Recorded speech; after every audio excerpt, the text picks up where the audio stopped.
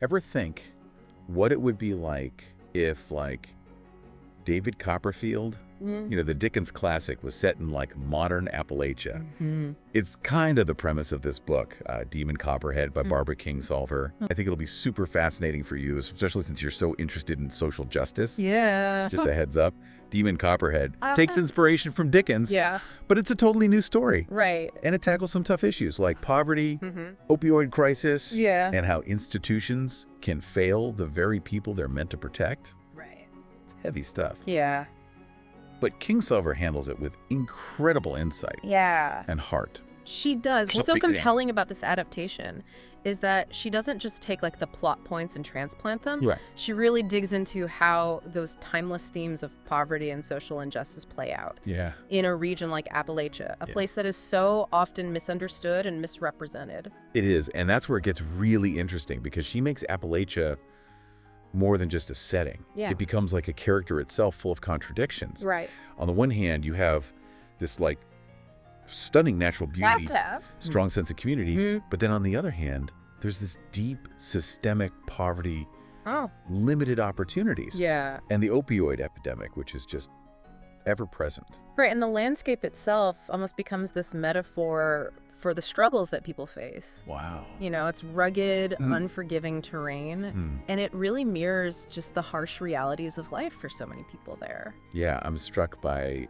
how she manages to capture both the beauty and the hardship, but without romanticizing either one. Yeah. It feels very authentic. Absolutely. And Kingsolver really avoids those kind of simplistic narratives that often get attached to Appalachia, you know, the kind of hillbilly tropes and things like that. She doesn't shy away from the tough stuff. Right. But she also shows the resilience, the humor, the deep love that people have for their community. Yeah. So it's a much more nuanced and humanizing portrait. Okay, so let's meet our demon. Okay. Our protagonist is Damon Fields, but everybody calls him Demon. Right. And let's just say he's dealt with more than his fair share of hardship. He has. Born to a teenage mom who was struggling with addiction, bouncing between foster homes, facing abuse. Yeah. It's heartbreaking.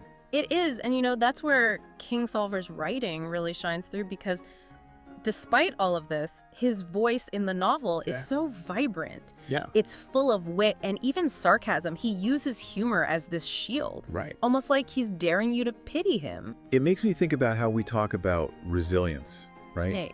Especially with people facing poverty. Yeah. But is there a danger in, like, celebrating that resilience without acknowledging the systems that are failing them? That's a good question. In the first place. And Kingsolver seems to be grappling with that very idea. She portrays, you know, Demon's strength and spirit. Right. But she's very careful not to glorify his suffering. So it's not a pull yourself up by your bootstraps kind of narrative. Definitely not. Yeah. She shows us, you know, poverty, lack of education, breakdown of support systems, all of these factors actively trap people in these cycles of hardship. She's holding a mirror up to those systems and showing how they contribute to his struggles. And that brings us to the kind of tragic reality that shaped Demon's early life. The opioid epidemic.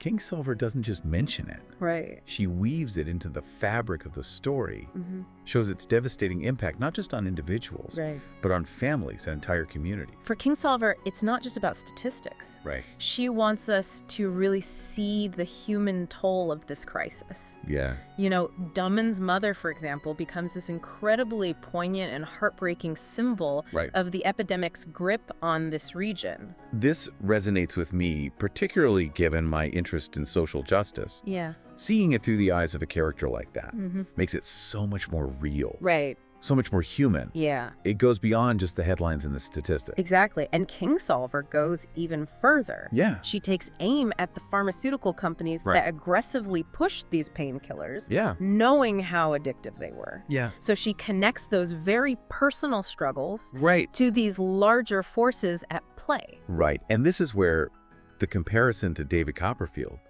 gets even more intriguing. Yeah. Those who may not be familiar, David Copperfield is this coming-of-age story about a young boy who faces poverty and hardship in Victorian England. Right. Dickens used that story to really critique the social ills of his time. Yeah. And Kingsolver is doing something very similar with Demon Copperhead. Yeah. But she's bringing those timeless themes into a modern context. Yeah. And that makes it even more impactful, I think. So it's not just a retelling. Right. It's a reimagining that allows us to see these issues in a new light. Exactly. And that's where I think her critique of institutions really hits home. Yeah. You know, she's taking aim at schools, social services, and especially the foster care system. Right. And this is where we see the real tragedy of his story unfold. Yeah. Those systems that should be there to protect him, to offer support and guidance, they end up failing him time and time again. Yeah. The foster care system in particular becomes a source of further trauma. I'm curious to dig deeper into that because we know these systems are flawed. Right. But how does she illustrate that specifically through Demon's experiences? That's a great question and leads perfectly into the next part of our discussion. Okay. You know, in Demon Copperhead, Kingsolver doesn't just tell us that the foster care system is broken. Right. She shows us precisely how it breaks him.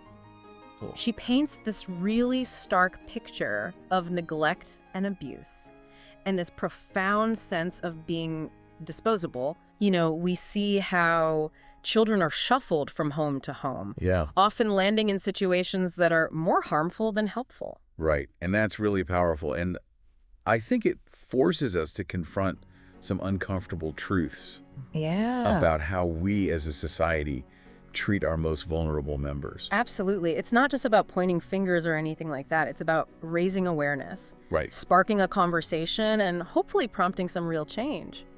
So we've talked about a lot of heavy stuff, poverty, opioid crisis, institutional failures. Right. But I have to imagine there were moments of like beauty and connection in this story too. Absolutely. Otherwise, it would just be too bleak. Yeah, even in the midst of all this darkness, Kingsolver finds these incredible glimmers of humanity. Yeah. One of the things that struck me most was the way she portrays community. Despite the hardships they face, the people in Demon's world, they come together. Yeah. They support each other. They share what little they have. Right. They offer a listening ear, and they find moments of joy in just the simplest things. It makes me think back to how Demon uses humor as a coping mechanism. It's not just a defense mechanism, it's also like a way of connecting with others. Yeah. Finding some light in the darkness. You're exactly right. And it speaks to that certain resilience of the human spirit. This ability to find humor and connection, even in the face of incredible adversity. It's not just Demon. And it's not just Demon. Right. We see it in other characters too. Yeah. There's this sense of shared strength. Yeah. This understanding that they're all in this together. It's interesting how, even though the systems are failing them, the human connections are still there. Right. It makes you wonder, is that where the real hope lies? It does. In those personal relationships and acts of kindness. That's a really powerful question. Yeah. And I think Kingsolver leaves it open for us to ponder. Yeah. You know, she doesn't offer easy answers or neat resolutions, but she reminds us that even in the darkest of times, there's still this potential for human connection and compassion. That makes me think about the comparison to David Copperfield again. Yeah. We have these two characters separated by time and circumstance. Right. Both facing immense challenges. Right. But how does their experience of hope differ? Right. Because Dickens, even in the midst of all that Victorian gloom, did offer some sense of like redemption and upward mobility. That's a great point, and it's something I wrestled with as I was reading Demon Copperhead. Yeah. I wouldn't say it's necessarily more or less hopeful than David Copperfield, but the type of hope it offers is definitely different. Okay. It's grittier, more realistic, and deeply rooted in the specific challenges of his world. So it's not about achieving some grand success or escaping your circumstances entirely. No, it's about finding ways to survive, to maintain your dignity. Right. And to find those moments of joy and connection, even when the world feels stacked against you. It's a much more nuanced and frankly more relatable kind of hope for many people today. Okay, so we've covered a lot of ground here. We've talked about setting characters, opioid crisis, institutional failures, glimmers of hope. But I want to circle back to something you mentioned earlier about Demon Copperhead being a social commentary. Yeah. What do you think Kingsolver is ultimately trying to say about America, about our values, about how we treat those who are struggling? Well, I think it's safe to say that Demon Copperhead is a powerful indictment of the inequalities that persist in our society. Yeah. It's a call to look beyond the stereotypes and see the humanity of those living in poverty. Right. And it's a challenge to confront the systemic forces that perpetuate these cycles of hardship. It's like she's saying, look, this is happening right here in our own backyard. Exactly. And we can't just ignore it. And she's doing it through the eyes of a character who is both deeply flawed and incredibly sympathetic. Yeah. You know, Demon's story is a reminder that behind every statistic, behind every headline, there are real people whose lives are being shaped by these forces. And she's not letting us off the hook with any easy answers. No. She's forcing us to confront these uncomfortable truths about poverty addiction. Right. And the ways in which we as a society are feeling those who need us most. Yeah, and that's what makes it so important. It's not just a story, you know? Right. It's a mirror reflecting back at us who we are as a society and challenging us to do better. Yeah. You know, it's about empathy, it's about understanding, and ultimately it's about taking action to create a more just world. And it brings us back to that idea of reimagining a classic. Right.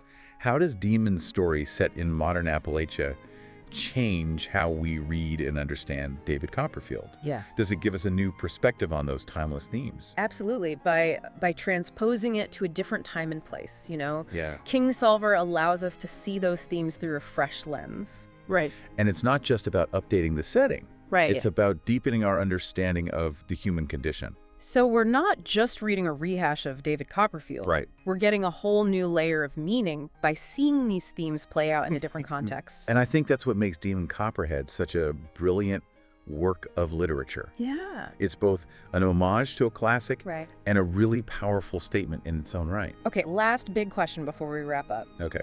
We talked about hope earlier, but does Demon's story ultimately offer more hope, less hope, or a different kind of hope than David's? Right. Because let's be honest, Dickens' version of hope was pretty heavily laced with Victorian-era morality and social climbing. That's such an interesting point, and I think it really gets to the heart of what makes Demon Copperhead so thought-provoking. Yeah. I wouldn't say it's necessarily more or less hopeful than David Copperfield, but the hope it offers is definitely different. It's a grittier, more realistic kind of hope. Right. One that acknowledges the systemic barriers that exist, but still believes in the power of the human spirit to persevere. It's almost like Demon's hope is forged in the fires of his experiences. Yeah. It's not this naive belief that everything will magically work out, but this like hard-won determination to keep going, to find meaning and connection, even in the midst of hardship. Exactly. And that's a kind of hope that I think speaks to a lot of people today. Yeah. Especially those who are facing similar challenges. Yeah. It's a hope that says, even when the world feels stacked against you, you still have the power to choose how you respond, to find your own path forward. So for those of us listening who are now super intrigued and want to dive into Demon Copperhead ourselves, what's the one thing you'd say we should be prepared for? Yeah. What's the takeaway that you hope will stick with us long after we finish the book? I think the most important thing to remember is that Demon Copperhead is not an easy read. No. It's a powerful and often painful story, but it's also incredibly rewarding. It will challenge you, it will make you think, and it will stay with you long after you turn that last page. It's one of those books that, like, changes the way you see the world. Exactly. And that's a pretty amazing thing for a story to do. It really is. And I think ultimately it leaves us with this sense of hope. Yeah. This belief that even in the face of great adversity, change is possible. Right. And that we all have a role to play in creating a more just and compassionate world. So to wrap things up, if you're looking for a book that will challenge your perceptions, make you think deeply about the world around you, and leave you with a sense of hope, then Demon Copperhead is definitely worth checking out. Absolutely. And remember, you mentioned you were interested in social justice. Right. Well, this book will really give you a lot to think about on that front. I couldn't agree more. Here's a final thought to ponder. How does this story set in rural Appalachia challenge our assumptions about poverty addiction and the systems that are supposed to support those in need? That's a great question to leave our listeners with. Catch you next time for another fascinating exploration of the world of ideas.